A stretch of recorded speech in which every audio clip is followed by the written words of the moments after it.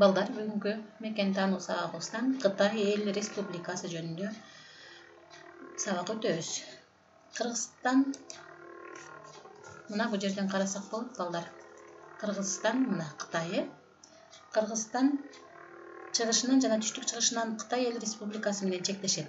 Кытайдын борбор шаары Пекин. Мына борбор шаарын көрүп турасыңар балдар.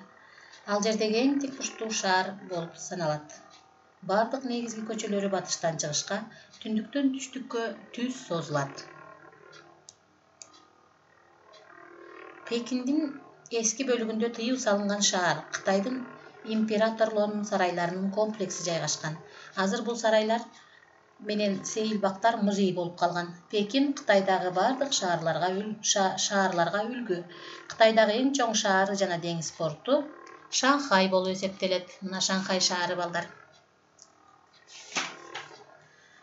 Кытай элинин саны боюнча дүйнөдө 1-орунда. Ал эми аймагы боюнча Россия менен Канададан кийинки 3-өлкө. Кытайлардын көбү айыл жеринде жашайт. Кытай жергесинен улуу дайралар Хуанхэ жана Янцзы агып өтөт. Хуанхэ кыргызчалаганда Сары дарыя дегенди билдирип, өзү менен кошо тоодон ылдый кур топуракты агызып келет. Бул дарыя аккан өрөөндө байыртадан бери дыйканчылык өөрчүгөн. Кытай цивилизациясы өз алдынча өлүккөн, бөлөк цивилизациялардан бийик тоолор менен чөлдөр бөлүп турган. Көчмөндөрдүн чабуулунан коргонууда Улуу Кытай дубалы курулган. Мына силер Улуу Кытай дубалын көрүп турасыңар балдар. Кытайлар өздөрү атагандай асман алдындагы өлкөдө биринчи жолу кагаз, мылтыктын дарысы, фарфор, компас, кагаз акча чыгарылган. Кытайда алгач ирет китеп басылып, шайы кездемелер токулган. Кытай азыр дүйнөдөгү өтө тез өнүгүп бара жаткан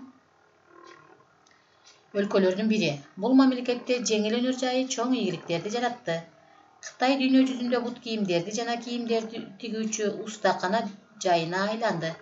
Булар менен кошо компьютер өндүрүшү өнүктү, космикалык изилдөөлөр активдүү жүргүзүлүүдө, ошондой эле телефон чогултуучу заводдору мыкты ишке киргизилген. Силерге тапшырма балдар. Кытай жөнүндө кошумча адабияттардан окуп, Кытайдан жасалган эмнелер дүйнө жүзүнө тарады. Азыркы учурда Кытайдын дүйнөдөгү ролу кандай? Ушул суроолорго жооп бересиңер.